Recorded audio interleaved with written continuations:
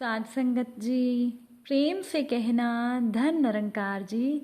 एक नई साखी के साथ स्वागत है आप सभी का आपके ही अपने चैनल पर। आज की साखी का विषय है भगवान का एक चमत्कार। तो चलिए सुनते हैं आज की ये साखी। साध संगत जी, एक छोटे से कस्बे में एक रिक्शा चालक रहता था। उसका नाम था रामू और उसकी पत्नी का नाम था मधु। रामू एक बहुत ही नेक दिल इंसान था। रामू का व्यवहार छोटे बच्चे से लेकर बड़े बुजुर्गों सभी के लिए ही बहुत अच्छा था।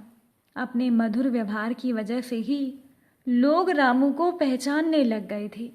रात को 1 बजे भी अगर किसी को किसी ज़रूरी काम से बाहर जाना होता था तो वो बेचारा 1 बजे भी उठ जाता था। किसी भी व्यक्ति को मना करने की रामू की आदत नहीं थी। महिलाएं भी रात के समय उस रिक्शा चालक की रिक्शा में बिना संकोच के बैठ जाती थी। रामू था ही इतना नेकदिल इंसान। उसके गांव के सभी लोग उसे बहुत प्यार करते थे। रामू की 2 बेटियां थीं। बड़ी बेटी का नाम था मानसी और छोटी बेटी का नाम था सीमा।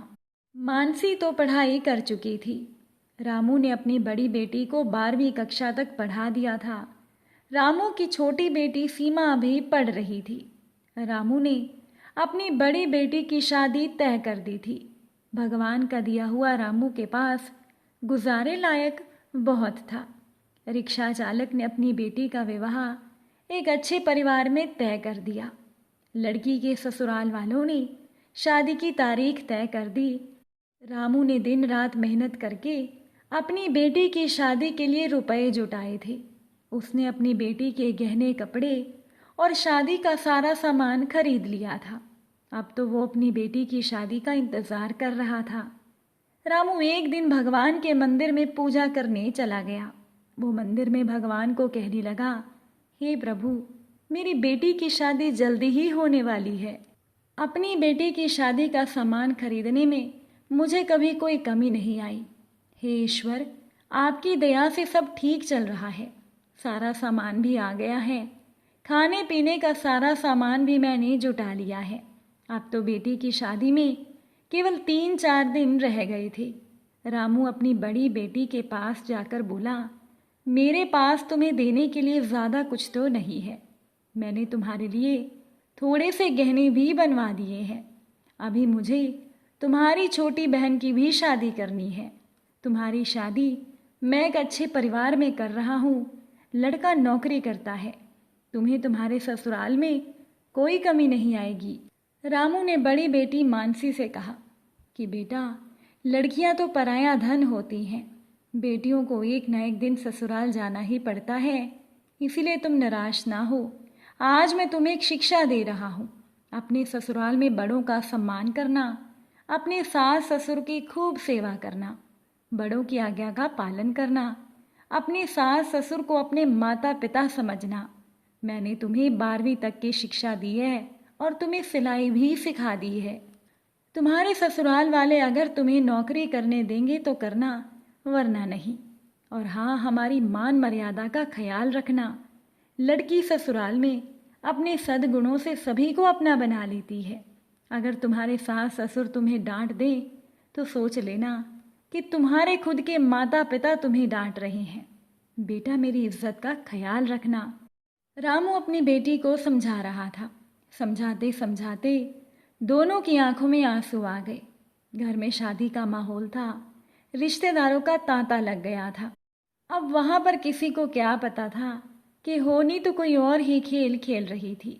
शायद यही रामू की सबसे बड़ी परीक्षा थी। साथ संगत जी, अब बेटे की शादी को केवल 2 दिन बचे थे। एक रात को रामू के घर में भयंकर आग लग गई। सभी सो रहे थे। रात को उनका सारा घर आग की लपटों की चपेट में था। रामू की छोटी बेटी सीमा पानी पीने के लिए उठी तो उसने देखा चारों ओर धुआं ही धुआं था। उसने दौड़कर अपने माता पिता को जगाया। दोनों बेटियां चिल्लाने लगी, हमें बचाओ। बड़ी मुश्किल से रामू ने पिछली बालकनी से जाकर एक डंडे के सहारे बालकनी से निकलने की कोशिश की। घर के सभी सदस्य बाल बाल बचे, लेकिन घर का सारा सामान आग की लपटों में खाक हो चुका था। शादी का सारा सामान जलकर खत्म हो गया। मानसी भी बेहोश हो गई थी। छोटी बहन भी चक्कर खाकर गिर पड़ी थी। मानसी को थोड़ा होश था। लोगों ने उन सभी को बड़ी मुश्किल से बाहर निकाला। थोड़ी देर पहले जहाँ खुशियाँ छा रही थी, वहाँ का दृश्य ऐसा गमगीन बन चुका था, जिसने भी देखा उसकी आंखों से आंसू निकल आए। सभी कहने लगे कि ये बेचारा रामू अब क्या करेगा। क्या इसकी बेटी बिना शादी के रह जाएगी? क्योंकि दुल्हा तो अब इसकी बेटी से शादी करने से रहा। कुछ लोग तरह तरह की बातें करने लगे। अब जितने मुंह उतनी बातें। मानसी दौड़ी दौड़ी अपने पिता के पास जाकर बोली, आप निराश ना हो। आपने इतनी मेहनत से मेरी शादी के लिए रुपया जोड़ा था। आप ज़रा भी चिंता ना करो। मेरी किस्मत में यही लिखा था। आप निराश ना हो। मुश्किल की इस घड़ी में हमें कमज़ोर नहीं पड़ना है। मैं आपका बेटा नहीं हूँ तो क्या हुआ? आपने बेटों की तरह हम बेटियों की परवरिश में कोई कमी नहीं रखी। हम दोनों बहनों को आपने वो सब दिया जो आपसे बन पड़ा। तब तक सीमा भी वहाँ पर आ गई थी। वो भी अपने पिता के पास जाकर खड़ी हो गई। मानसी कहने लगी, पिताजी हम आपकी ताकत हैं। हम आपकी बेटियां नहीं, हम आपके बेटे हैं। आज से हम भी आपके साथ कमाएंगे। मानसी बोली, पिताजी अगर वो लड़का जिसे आपने मेरे लिए चुना था, अगर वो अच्छा होगा तो वो ये देखकर भी शादी के लिए मना नहीं करेगा और मैं भी उसे खुशी खुशी स्वीकार करूंगी। आप ज़रा भी चिंता ना करें। अब उन दोनों ने मिलकर अपने पिता को उठाया। मोहल्ले के सभी लोग इकट्ठा हो गए। सब कह रहे थे कि ये बेटी के ससुराल वालों को क्या कहेगा। जो भी वहाँ आता शोक व्यक्त करके चला जाता। रामू के घर के पास लोगों का तांता लग गया। सभी रामू से कहने लगे, तुम तो नेकी करके कमाते थे। रामू बोला, शायद भगवान की यही मर्जी होगी। तभी रामू की पत्नी मधु आकर बोल पड़ी, बड़े भगवान का नाम लेते फिरते हो। ये सब कुछ दिया है आपके भगवान ने। भगवान का नाम लेकर भी आपके भगवान ने आपको ये सिला दिया। अब आगे से इस घर में भगवान का नाम कभी मत लेना। रामू बोला, ये तो नियति का खेल है। तुम भगवान को क्यों कोसती हो? दोनों बेटियों ने बड़ी मुश्किल से माँ को संभाला। अगले दिन समाचार पत्र में भी आ गया कि रामू का घर जलकर स्वाहा हो गया। दूसरे दिन जब लोगों ने देखा कि रिक्शा चालक रामू का घर आग की लपटों में जलकर पल भर में नष्ट हो गया था और उसकी बेटी की शादी को 2 ही दिन बचे थे, सभी ने सोचा कि वो बेचारा बेटी की शादी कैसे करेगा। जिस किसी ने भी सुना वो रामू के पास आए बिना ना रह सका। जितने भी लोग रामू को जानते थे सब उसके पास आकर न जाने क्या क्या लेकर आए। रामू का घर तो उपहारों से भर गया। कोई बेटी की शादी के लिए जेवर लाया तो कोई कपड़े लाया, कोई राशन लाया तो कोई रुपए लेकर आया। जिन भी बड़े लोगों ने सुना सभी ने रामू की मदद की, क्योंकि रामू था ही इतना भला इंसान। उसकी बेटी की शादी को भला कोई क्यों ना आता। अब शाम तक रामू के घर में न जाने कितना सामान इकट्ठा हो चुका था।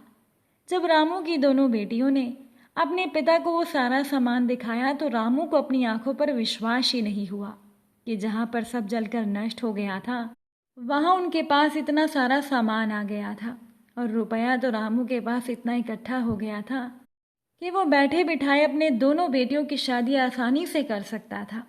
साध संगत जी, बिल्कुल सही कहा गया है कि भगवान जब देता है तो छप्पर फाड़ कर देता है। रामू ने धूमधाम से मंदिर में अपनी बेटी की शादी की। लोग आपस में बात कर रहे थे कि इस नेक दिल इंसान की मदद भगवान क्यों ना करते। आज तो भगवान के चमत्कार पर सभी को विश्वास हो गया था कि भगवान जो करता है अच्छा ही करता है। रामू की पत्नी आकर बोली, मुझे माफ़ कर देना। गुस्से में मैं भगवान के लिए न जाने क्या क्या अपशब्द बोल गई। अब दोनों बेटियां माँ को मुस्कुराकर देख रही थीं। थोड़ी देर पहले जहाँ पर रुदन था वहीं पर अब सभी के चेहरों पर खुशी झलक रही थी। साध संगत जी, भगवान की माया प्रबल है। भगवान इंसान की कड़ी से कड़ी परीक्षा लेने में कोई कसर नहीं छोड़ते। रामू और उसकी बेटियों ने मुसीबत की घड़ी में मिलकर एक दूसरे का साथ दिया। अपने हौसले को और भगवान पर अपने विश्वास को डगमगाने नहीं दिया और भगवान ने भी रातों रात रामू की इतनी मदद की रामू कहने लगा कि अब तो मेरे पास इतने रुपए इकट्ठे हो गए हैं जिससे कि मैं छोटी बेटी की शादी भी आसानी से कर सकता हूँ। साथ संगत जी, अगर हमारा विश्वास भगवान पर अटूट है और हम किसी भी हालत और परिस्थिति में अपना विश्वास अगर डगमगाने नहीं देते तो ये ईश्वरीय दातार हमारी मदद ज़रूर करते हैं। अगर आज की ये साखी आपको अच्छी लगी हो, वीडियो को शेयर ज़रूर कीजिएगा। आप सभी से फिर मुलाकात होगी नई साखी और नए विचारों के साथ। साथ संगत जी प्यार से कहना, धन निरंकार जी।